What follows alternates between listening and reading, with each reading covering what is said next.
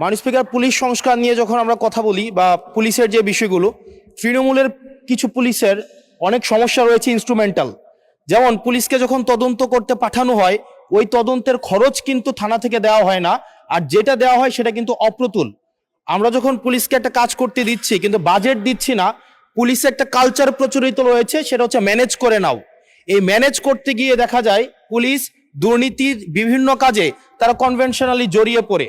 যেমন কিছুদিন আগে আমাদের 26শে মার্চের প্রোগ্রাম হয়েছে, এবং সেটা হচ্ছে সবাই জানে এই 26শে মার্চের প্রোগ্রামে যে বাজেট দেওয়া হয়েছে প্রশাসনকে, সেই বাজেট এবং প্রোগ্রাম করতে গিয়ে যে খরচ হয়েছে সেটার মধ্যে কিন্তু আনুপাতিক অনেক ধরনের ব্যবধান রয়েছে।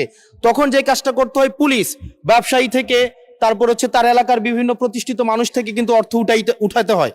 আমার মাননীয় স্বরাষ্ট্রমন্ত্রীর কাছে প্রশ্নটি হচ্ছে, এই যে পুলিশের যথাযথ বাজেট দেওয়া হবে কিনা, যাতে করে তাদের যে রুটিন ডেইলি অ্যাক্টিভিটিগুলো রয়েছে সেই ডেইলি অ্যাক্টিভিটিগুলো যথাযথভাবে তারা পরিচালনা করতে পারে, এবং তাদেরকে যেন ম্যানেজ করে নাও কালচারে যেন না যেতে হয়, এবং কোনো ধরনের দুর্নীতিতে যেন তাদেরকে যুক্ত না হতে হয়। ধন্যবাদ।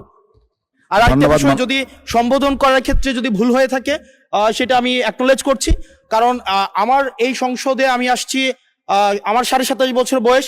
সেখানে মাননীয় স্বরাষ্ট্রমন্ত্রী যখন সংসদে এসেছেন 1991 সালে, আর আমি জন্ম হয়েছি 1998 সালে। তো সেই জায়গাতে যদি কনভেনশনাল যে ভুল আছে আমরা সেগুলো সংশোধন করতেও রাজি। আমাদের যখনই আমাদেরকে নোটিশ করবেন আমরা সেটাকে সংশোধন করে নেব। ধন্যবাদ। ধন্যবাদ মাননীয় সদস্য। We are learning every day.